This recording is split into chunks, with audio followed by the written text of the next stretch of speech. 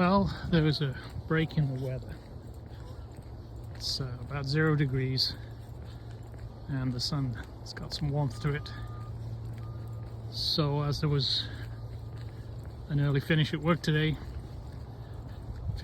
figured I'd come home and grab some bits and pieces and go walkies. So far it's actually been pretty good. I brought too many clothes. I had to take my sweater off, and then sort of 20 minutes later I had to put it back on again, but shouldn't complain. I brought trusty Canon A1 out today, take a few pictures, something to do. Other than that, not too much work and waiting for winter to end. Not really a big fan of social media, but YouTube is, in the right spots, can really be quite a handy, useful tool. I've been learning about the Triple Crown, which is the Appalachian Trail, Pacific Crest Trail, and the one that goes down the middle. Anyway, the one that goes down the middle.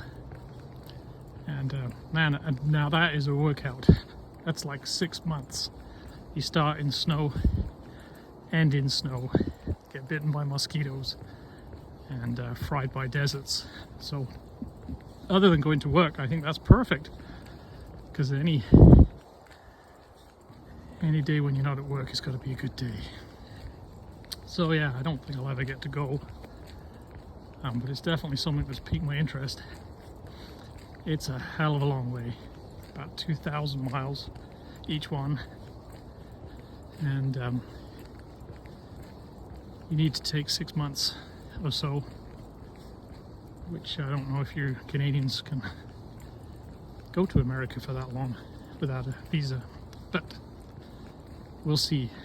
It's something to drive my son crazy about, because he loves it when I come up with these crazy crackpot ideas. Because that's what kids are for, to drive crazy. Anyway, mosey on for a bit longer, take a few more photos of the same old things I take photos of every time, but nearly always a different camera. Hey, see now, guy remembered. It's Continental Divide. There's actually a continuation of the Continental Divide from the US-Canadian border down by Waterton, and it goes all the way up to Jasper and Banff, which might be a little bit more doable time-wise and money-wise, but I guess it's quite the unbeaten path in some places, and the mosquitoes looked terrible. And the poor guy I watched, I think it rained every single day he was on the trail. The poor guy came from Quebec, but he made it. So I think it's, I don't know, it's at least 1,000 kilometers, I'm not exactly sure. It starts right down past Waterton at the border, and I think it ends in Jasper. There's a nice trail along the coast of BC, of Vancouver Island, and that's called East Coast Trail. There you go. But that one is always booked up. You have to book ahead for that one. Actually, to be honest, most of the big trails you have to book for. I know the Pacific Crest Trail is already full. They only allow 50 people a day from March to June, and every single spot is already booked. Damn it, eh? But there's a few options. I imagine this will be about the only option I get to take. Been doing more research on socks. Alpaca wool socks, according to the people in the know, are the best socks you can buy for hiking. And they seem to be around sort of $30 a pair, which sounds like a lot, but really you only need sort of 2 pairs anyway, one to wear and one to have dry. Might try some different footwear. These Keens I've been wearing, boots, actually they've been really good, but I think they're starting to get a little bit worn. There's about almost 2,000 kilometers on them now, and I might try some Salomon hiking runners shoes. I looked in the store and they're about $180. But most people seem to recommend trail runners, hiking shoes, trail runners, rather than boots. I'm kind of used to boots, and these Keens are actually quite light. I actually quite like them, but maybe I'll buy a new pair of these instead. Who knows? I don't have any money. Maybe my son will buy them for me. I'm sure he will. I'm sure he loves his dad. Sun's kind of hiding again. It's starting to get cold, but not too bad. I'm sure the trails I've just mentioned will be a lot colder than this. Most of the Americans talk about 20 degrees Fahrenheit. I'm not actually sure what that is. It's probably around 0, maybe a bit colder. I'll have to look. And then you have to obviously carry all your camping stuff and your cooking stuff and a lot more stuff than the Camino, but there's a lot of choices out there for lightweight hiking equipment, some of which is actually made in the UK. Surprise, surprise. But it's all expensive. We'll see what the future brings. So, if anybody's interested in the Camino, Appalachian Trail, Pacific Crest Trail, etc.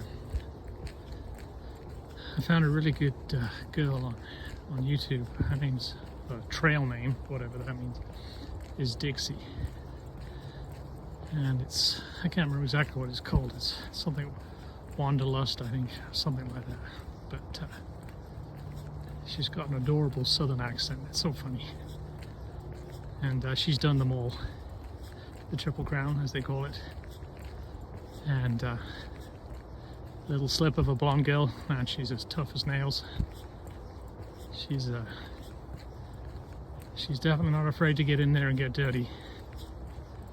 Another one of my YouTube girlfriends is just about to start the Camino next month, so that should be interesting to follow. She's really good.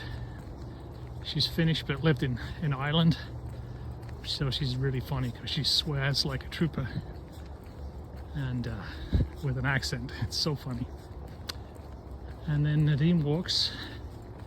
She hasn't announced anything yet, but I suspect there'll be something come spring, summer, and she's really good too. She has a really lot of good videos about walking, hiking, Camino, etc. They're all actually really good. I like all of them. They all have good content, unlike this, which is just an old man driveling on about not much at all. Hey, but I've got 8 subscribers. I'm waiting for my big fat check to come from YouTube. I think I have more subscribers than I have friends. Anyway, plod on. It's starting to get cold. It must be getting close to 4. Yeah. Okay, well, anybody who's lasted this long, well done to you. And thank you for watching. I really guess I should talk about cameras a little. This is a Canon A1. It's fairly new to us. Came from a lady whose husband had died, and they used it for forever, taking the photos. Came with a couple extra lenses in the bag, and sunshade, and I've got not a neutral density filter, but a filter to cut down on some of the glare. Can't remember off the top of my head because of all the snow. I have the usual Canon noise. It doesn't have a broken battery gate, which is really, really nice. But I think I fixed the noise. The drop of oil inside the mechanism. So far so good. I really like it. It's a little heavy, but we'll see what it develops. Yeah, as long as I don't drop it. Yeah, no, I really like it.